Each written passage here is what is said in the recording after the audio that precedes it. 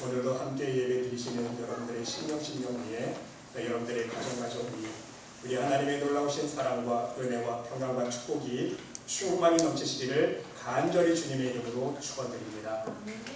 여러분, 사람은요 전 인생을 살아가면서 나이에 따라서 그 소망과 꿈이 바뀌게 됩니다. 시간이 흐르면서 현실적인 사람이 되어가기 때문인 것입니다. 여러분 한번 생각해 보세요. 젊었을 때는 모든 사람들이 다 큰 꿈을 품지 않습니까? 야, 내가 커서 대통령 한번 해봐야겠다. 그런데 점점점 현실에 부딪히면서 현실을 자각하면서 꿈이 사라집니다. 야, 대통령이면 무슨 대통령? 야, 내가 조그만 기업이나 하나 운영했겠다. 또 시간이 흐르면 무슨 기업입니까? 자그마한 구멍가게라도 하나 운영하면 좋겠다. 무슨 구멍가게입니까? 직장생활이나 평생 잘리지 않고 정년퇴직할 때까지 안전하게 직장생활하면 소용이 없겠다. 점점점 소망이 작아진다는 것을 우리는 알 수가 있습니다. 여러분, 이것은 우리 신앙인들도 마찬가지입니다. 우리도 나이가 들어감에 따라서 시간이 흐름에 따라서 기도 제목도 바뀌게 된다는 것입니다. 흔히 우리의 인생을 세 가지로 나눠보면 하나님께 기도의 내용이 이렇게 바뀐다고 합니다. 젊은 청년의 시기에는 포부가 큽니다. 꿈과 소망에 대한 큰 비전을 가지고 하나님 앞에 기도합니다. 하나님, 저에게 이 세상을 변화시킬 수 있는 큰 능력을 허락하여 주시옵소서. 제가 하나님 앞에 큰 일꾼으로 쓰임받기를 원합니다. 이 세상을 변화시킬 수 있는 하나님의 도구가 되기를 원합니다. 하나님의 넘치는 지혜와 능력과 축복을 저에게 허락하여 주시옵소서. 이렇게 기도한다는 것입니다. 그런데 여러분, 중년이 되면 자신의 힘이 얼마나 부족한지를 알게 되고 조금 철이 듭니다. 자신의 부족함을 알게 되고 자신의 능력의 한계를 깨닫게 되면서 기도의 주제가 달라진다는 것입니다. 어떻게 기도합니까? 하나님, 내가 만나는 사람이라도 변화시킬 수 있도록 도와주시옵소서. 내가 세상을 변화시킬 수 없어도 내가 만나는 사람들에게만 하나님 앞에 하나님의 사랑을 증거하고 천국 복음을 증거해서 그들에게만이라도 하나님의 복음을 증거해서 믿음의 사람 만들 수 있도록 하나님 도와주시옵소서. 이렇게 기도한다는 것입니다. 그러다가 노년이 됩니다. 하나님 앞에 갈 날이 가까이 옵니다. 어떻게 기도가 바뀌겠습니까? 하나님, 이제는 가족도 친척도 친구도 아닙니다. 마지막으로 간절한 기도가 있다면 그저 주님, 내가 변하는 은총을 나에게 허락하여 주시옵소서. 내가 변할 수 있도록 도와주시옵소서. 지금까지 신앙생활하면서 나 하나 변화시키지 못했습니다. 곰곰이 기도하면서 생각을 해보니 내 인생을 돌아보니 내 자신이 고쳐야 할 것이 너무나도 많습니다. 하나님, 아직 예수님 닮지 못한 제 못난 모습이 너무나도 많이 있습니다.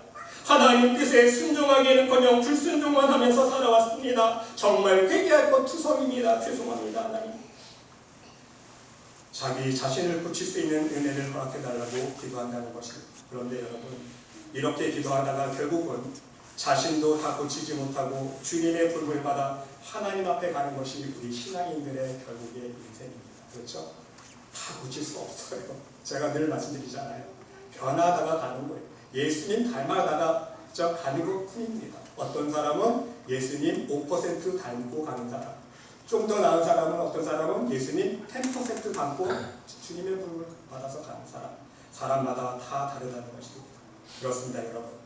단적으로 무엇을 우리가 알 수 있습니까? 인생이란 내 마음대로 되는 것이 하나도 없다는 것입니다. 내 자신도 내 마음대로 되는 게 없고요. 내 인생도, 내 일도, 내 자식도, 내 건강의 문제도, 인생의 모든 문제가 내 마음 먹은 대로 되는 것이 없다는 것입니다. 그래서 중요한 것이 무엇입니까? 우리가 무엇을 깨달아야 진정 인생을 유익하게 살 수 있는 믿음의 사람이 될 수 있는 것입니까? 오늘 본문 말씀에 답이 나와 있습니다. 하나님의 사람은요, 하나님만을 기뻐하고 하나님께 모든 것을 맡길 수 있어야 됩니다. 더 나아가서 악한 자가 잘 되는 것 부러워하지 않고 항상 주님만을 의지하며 살아갈 수 있어야 된다는 것입니다. 그러면요, 하나 자신의 인생 속에 어떤 결과를 얻게 되는 것입니까? 오늘 결론 11절에서 이렇게 말씀하고 있지 않습니까? 온유한 자들은 땅을 차지하며 풍성한 화평으로 즐거워하리로다. 그렇습니다. 자기 마음대로 안 되는 인생을 오직 하나님의 은혜로 성공적인 인생으로 살 수 있는 방법은 오직 한 가지입니다. 하나님 앞에서 온유한 자가 되는 거예요. 온유한 자들은 땅을 차지하며 풍성한 화평으로 즐길 것이라고 말씀하고 있기 때문인 것입니다. 그렇습니다, 여러분. 첫 번째로요, 온유한 자는 땅을 차지하는 축복을 누릴 수 있습니다. 여러분, 서두에서 말씀드린 것처럼 하나님의 사람들이 자신의 큰 꿈을 이루지 못하는 이유가 무엇인지 우리는 깨달을 수 있어야 돼요. 왜입니까? 왜 우리가 기도한 대로 하나님께 응답받기가 참 힘듭니까? 우리가 큰 비전을 품어봤지만 왜 그것을 이루기가 힘듭니까? 하나님 앞에서 온유한 자가 되지 못했기 때문인 거예요. 문제는 하나님 앞에서 온유한 자가 될 수 있을 때에 땅을 차지하는 축복을 이룰 수 있다는 것입니다. 이것은 단지 세상적인 축복을 의미하는 것이 아닙니다. 하나님 나라의 확장의 의미입니다. 죄와 어둠의 권세가 자리 잡고 있는 이 땅 위에서 점점 복음의 빛이 설 자리가 사라지고 있는 이 현실 속에서 사람들의 마음속에 하나님의 사랑이 식어져 가고 있어서 죄악이 범람하고 있는 세상 속에서 온유한 자는요, 창세기의 하나님의 명령처럼 하나님의 말씀으로 땅을 지배할 수 있어야 됩니다. 생육하고 번성하여 땅에 충만하라, 땅을 정복하라 말씀하셨어요. 이 세상을 하나님의 복음으로 정복해서 결국은 하나님 나라를 확장해가고 완성할 수 있어야 된다는 것입니다. 이것이 하나님의 진정한 축복인 거예요. 두 번째는요, 온유한 자가 될 수 있어야 늘 풍성하신 하나님의 화평을 즐거워하며 살아갈 수 있는 사람이 될 수 있다는 것입니다. 여러분, 모든 것을 의무로 생각하는 사람은요, 정말 불행한 사람입니다. 의무로 생각하고 억지로 하고 마지못해서 하는 사람, 이러한 사람이 불행한 사람이라는 거예요. 하지만 모든 것을 축복이라고 생각하는 사람이 행복한 사람입니다. 그리고 자신이 누리고 있는 모든 것을 하나님께서 주신 특권이라고 생각하는 사람이 진정한 믿음의 사람이요, 참 그리스도인이라는 말씀인 것입니다. 여러분, 무슨 일을 하든 그 일은요, 의무가 아니에요. 일한다는 것 자체가 나에게 주신 하나님의 축복입니다. 나에게 특별히 허락해 주신 특권이라는 것입니다. 이렇게 여기고 사는 사람이 진정한 믿음의 사람이라는 말씀인 것입니다. 여러분, 여러분의 인생을 각자 생각해 보세요. 그리고 옆에 사람을 생각해 보세요. 성도들을 생각하고 여러분의 주위 사람들을 모두 생각해 보세요. 똑같은 인생을 사는 사람 단 한 명도 없어요. 그렇죠? 백명면 백명, 천명, 몇십억의 인구가 살지만, 수백만 억의 인구가 살지만 똑같은 인생을 사는 사람은요, 한 사람도 없어요. 모두 각자의 인생이 있습니다. 무슨 뜻이에요? 모두 사람의 인생이 다르다는 거예요. 하나님께서 다 개별적으로 은혜를 주신 것, 축복을 주신 것 다 다르다는 거예요. 자기 인생이 있는 거예요. 근데 자기에게 맡겨주신 인생을 불평하면 안 되는 거예요. 그것을 즐기고 누릴 수 있는 사람, 감사한 마음으로 나갈 수 있는 사람이 진정한 축복을 누릴 수 있는 사람이라는 것입니다. 예를 들어서 우리에게 주신 물질, 우리들에게 주신 가정이 있습니다. 또한 나에게 맡겨주신 건강이 있고요, 우리들에게 주신 일 자체가 모두 특권인 것입니다. 또한 하나님께서는요, 이것을 우리들에게 주셨을 뿐만 아니라 그것을 즐기도록 인도해 주셨다는 거예요. 이게 중요합니다. 여러분, 생각해 보세요. 내가 어떤 지식을 알고 있습니다. 그런데 어떤 지식을 알고 있는데 좋아하지 않으면요, 아무 의미가 없어요. 어떤 사람이 열심히 공부해서 변호사 자격증을 땄습니다. 법전을 딸딸딸 외웠어요. 많은 지식을 알고 있습니다. 법에 대한 지식을 알고 있지만 자기가 그걸 좋아하지 않아요. 변호사 직업을 싫어합니다. 무슨 의미가 있습니까? 그 인생에 낙이 없다는 거예요. 그렇죠? 더 나아가서요, 좋아하는 것을 즐기지 못하면 아무 소용이 없다는 것입니다. 쉽게 예를 들어서 오늘 로고스 찬양대가 하나님 앞에 찬양드렸습니다. 생각해 보시기 바랍니다. 많은 찬양곡을 아는 사람은 많아요. 그렇죠? 들은 것은 많습니다. 찬양곡은 많이 아는데 그 찬양을 좋아하는 사람이 안 되면 불행하다. 찬양을 좋아할 수 있어요. 그래야 행복한 사람이 될 수 있고요. 더 나아가서 찬양을 좋아하는 사람보다 찬양을 즐거워하는 사람, 이 사람이 더 중요해요. 하나님 베푸신 은혜를 돌아보면서 찬양을 기쁘게 생각하고 감사하게 생각하면서 주님의 이름을 높이고 하나님께 영광을 올려드리는 찬양을 즐겨하는 사람, 이 사람이 얼마나 행복한 사람입니까? 그래야 하나님께 영광 올려드리는 찬양이 될 수 있기 때문인 것입니다. 모든 것이 그렇습니다. 음악, 운동, 모든 취미생활, 우리가 가진 모든 지식들 뿐만 아니라 내 직업, 내가 하는 모든 일들을 좋아하고 즐길 줄 알아야 된다는 것입니다. 그래야 행복할 수 있기 때문인 것입니다. 여러분, 땅을 소유한다는 것도 똑같습니다. 하나님께서 허락하신 이 세상의 모든 땅, 우리에게 주신 영역들, 축복들이 있습니다. 이것을 우리가 즐길 수 있어야 축복이 되는 거예요. 여러분 한번 깊이 있게 생각해 보시기 바랍니다. 하나님은 복을 주실 뿐만 아니라 그것을 즐길 수 있도록 해주신 거예요. 그것이 우리에게 주신, 믿음의 사람에게 주신 특권입니다. 복을 주시되 근심을 겸하여 주시지 않으세요. 그런데 인간은 근심합니다. 참 신기해요. 하나님은 복을 주실 때 즐기라고, 누리라고 주셨는데 하나님께서 복을, 하나님의 주신 복을 받아도요, 인간의 욕심 때문에 즐기지 못해요. 하나님께서 축복을 손에 쥐어주셔도요, 그걸 즐기지 못하고 그 축복을 해서 근심, 걱정, 불안에 쌓입니다. 예를 들어서 하나님께서 물질을 주셨건만 그 물질이 걱정거리가 되면 축복이 아니라는 거예요. 그렇죠? 축복이 될 수 없습니다. 하나님 주신 축복을 가지고 즐기지 못하고 평생 돈, 그렇죠?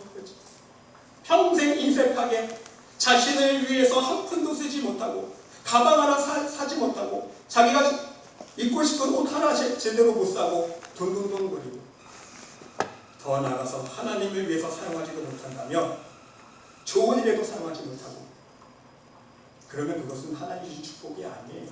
하나님 주신 축복을 오히려 내가 죄 짓는 도구로 내가 전략시켜버리는 거예요. 내 욕심 때문에. 그렇죠? 돈 욕심 때문에. 그것은 축복이 아니라는 것이죠. 지식도 마찬가지입니다. 많은 지식을 배운 사람들의 문제가 무엇입니까? 너무 많이 알아서 문제 아닙니까? 너무 아는 것 때문에 해피한 생각을 하지 못합니다.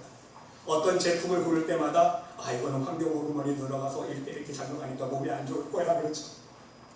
너무 많이 아니까 또 피곤해지는 거예요. 음식을 고를 때마다 이 음식은 뭐 어떻게 작용하니까 이 음식은 먹으면 안 되고, 고혈압이 높은 사람은 이건 먹으면 안 되고, 이건 다 따지다 보니까 너무 머리가 터져요. 해피한 생활을 할 수가 없어요. 여러분, 지식을 얻었는데 우한이라는 용어가 있지 않습니까? 사자성어가 있습니다. 무슨 뜻입니까? 많이 아는 것으로 근심 걱정만 많아지면요, 그것도 축복이 아니라는 거예요. 그것 때문에 한 근심거리며 거리로 살아갈 수밖에 없다는 것입니다. 자녀도 마찬가지 아닙니까? 귀하게 우리 가정 안에 자녀들을 주셨는데 자녀가 만일에 불효한다, 부모에게 효도하는 것이 아니라 말썽만 피우고 내가 너 때문에 정말 못 살겠다, 내가 너 때문에 제명에 못 죽는다, 이런 소리가 나오면요, 그 자녀는요, 축복의 자녀가 아닙니다. 그렇죠? 축복이 아니에요. 재능도 마찬가지 아닙니까? 하나님께서 많은 재능을 주셨는데 그 재능을 가지고 사람들에게 유익을 끼치고 하나님께 영광 올려드리는 데 사용해야 되는데 자기 재능을 가지고 죄만 지으면, 그렇죠? 나쁜 데만 사용하면 그것도 축복이 아니에요. 문제는요, 즐거워해야 하고 즐길 수 있어야 됩니다. 하나님 뜻 안에서, 하나님 은혜 안에서 하나님께 감사하며 즐길 수 있어야 된다는 것입니다. 그래야 비로소 하나님 주신 축복이 될 수 있다는 말씀인 것입니다. 또한 여러분, 땅을 차지한다는 말의 의미를 우리는 알 수 있어야 됩니다. 땅을 차지한다는 말의 의미는요, 하나님이 주신 권한으로 다스린다는 뜻도 있습니다. 여러분, 구약성경 그 당시의 행정을 보시기 바랍니다. 소도시 단위로 이루어지지 않습니까? 땅이 원체 없기 때문에 어떤 한 제국이요, 넓은 땅을 통치할 때는요, 한 왕이 모든 땅을 다 다스릴 수가 없어요. 왜? 교통수단도 제한이 있고요, 통신수단도 오늘날 같이 발달하지 못했기 때문에 한 사람 왕이 넓은 땅을 지배할 수 없기 때문에 만든 제도가 무엇입니까? 분봉왕을 두었다는 거예요. 각 지역마다 분봉왕을 두고 전체적인 왕이 또 하나 있습니다. 여러분, 이 개념을 가지고 한번 생각해 보시기 바랍니다. 하나님은 온 우주 만물과 이 세상의 왕이십니다. 아멘? 하나님이 온 우주 만물을 다스리는 왕이세요. 그러한 하나님이여, 우리 어느 지역에 어느 한계에 있어서, 범위에 있어서 우리에게 왕권을 주십니다. 믿음의 자녀들에게 가정을 주시고 땅을 주시고 건강을 주시고 직장도 주시고 기업도 주십니다. 하나님께서 맡겨주시는 거예요. 내가 분봉왕이 되는 겁니다. 여기서 왕으로 다스린다, 땅을 차지한다는 말은요, 소유의 개념보다는요, 주권적인 의미가 있습니다. 하나님께서 맡겨주신 유업이요, 하나님께서 허락해주신 기업이라는 말씀인 것입니다. 그러면 여러분, 하나님께서 어떤 사람에게 이런 왕권을 주시겠습니까? 오늘 답이 나와 있잖아요. 오늘 말씀 속에서.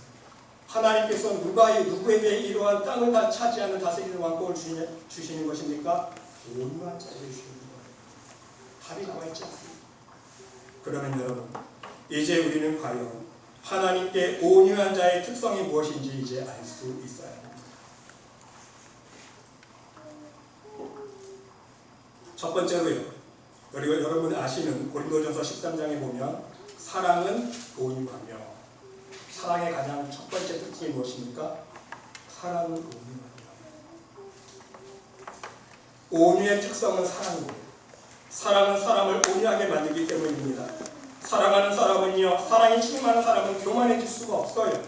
그 마음속에 하나님의 사랑이 넘치게 되어서 그 사랑으로 진정 하나님을 사랑하게 되고, 또 그 하나님을 사랑하는 마음으로 내 이웃을 내 몸과 같이 사랑할 수 있는 사람에게 하나님은 진정한 축복을 다스릴 수 있는, 하나님께서 맡겨주신 기업, 땅을 다스릴 수 있는 왕권, 권한을 주신다는 말씀인 것입니다. 두 번째로 갈라디아서 5장 13절에 보면 성령의 열매들이 나옵니다. 성령 받은 사람은 온유해집니다. 아멘. 성령 받으면요, 당연히 온유해질 수밖에 없어요. 성령으로 충만하고 성령의 그 심령을 주장하는 사람이 온유할 수 있기 때문인 것입니다.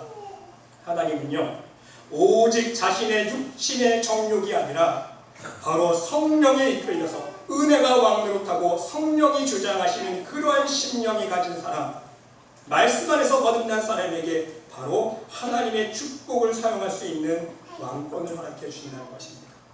셋째로는요, 온유는 양보의 의미가 있습니다. 여러분, 어려서부터 온순하고 순종적이며 사람들과 다투지 않고 항상 하나님의 은혜를 바라보며 조용히 살았던 아주 온유한 인물이 한 사람이 있습니다. 성경 인물 한번 떠올려보세요. 누구일까요? 아브라함의 아들 이삭이었습니다. 이삭은요, 정말 온유한 성품을 가지고 있었습니다. 어디에서 알 수가 있습니까? 자기를 제물로 드리려는 아버지 아브라함에게요, 반응하지 않아요. 순종으로 나아갑니다.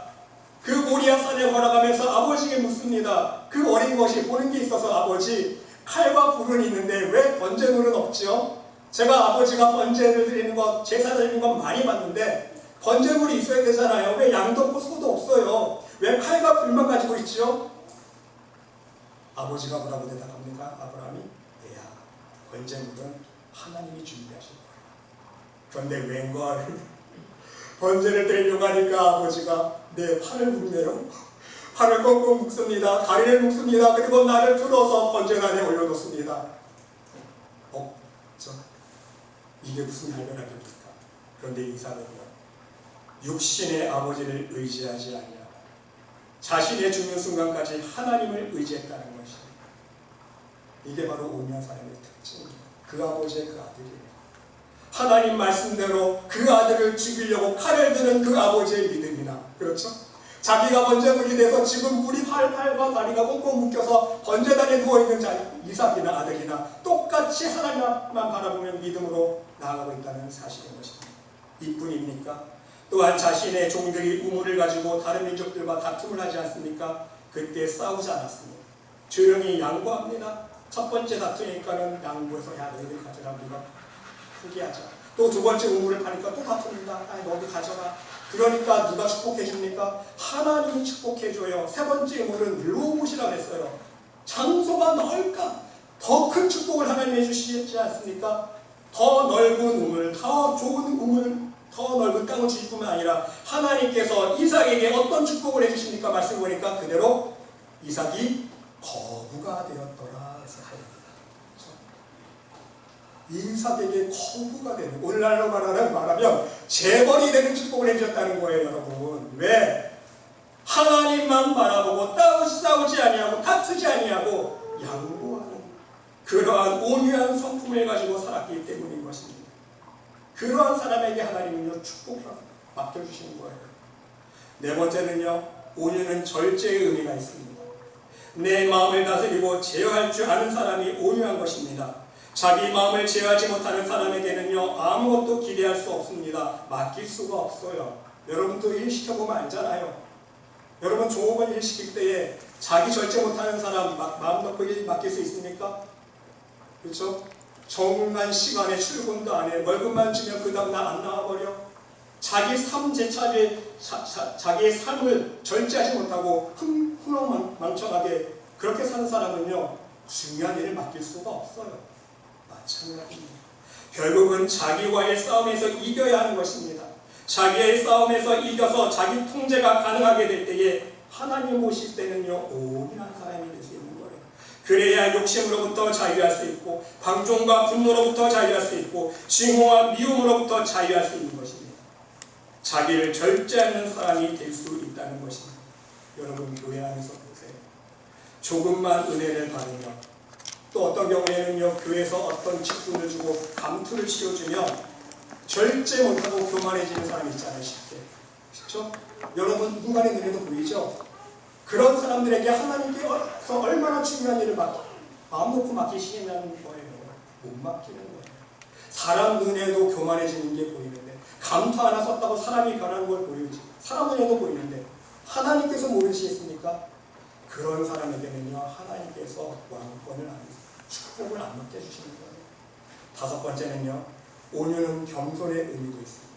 여러분, 온유와 겸손은요, 쌍둥이라는 말이 있습니다. 손바닥 안팎과 같습니다. 겸손이란 스스로 낮추는 마음이요, 온유는 스스로 높이지 않는 마음입니다. 또한 겸손이란 소극적인 마음이요, 온유는 좀 더 적극적인 마음입니다. 예를 들면 여러분, 예를 들어서 억울하게 욕을 먹었습니다. 억울하게 내가 비방을 받고 있습니다. 그럴 때 잘 참고 견디면 겸손한 사람입니다. 그런데 한 단계 더 높은 경지의 사람이 있습니다. 자기 페이스를 잃지 않고 슬퍼하지도 않고 오히려 밝은 미소를 지으면서 사람들을 대하는 사람이 있습니다. 그리고 자신을 욕하는 사람들을 감싸주고, 오히려 감싸주고 용서해주는 사람들이 있습니다.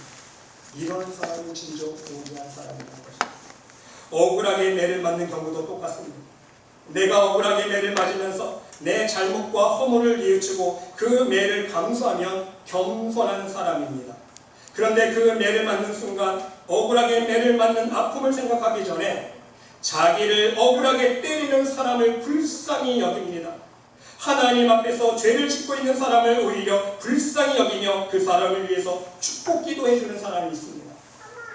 이러한 방향, 넓은 마음, 부드러운 마음, 이것이 바로 온유라는 것입니다.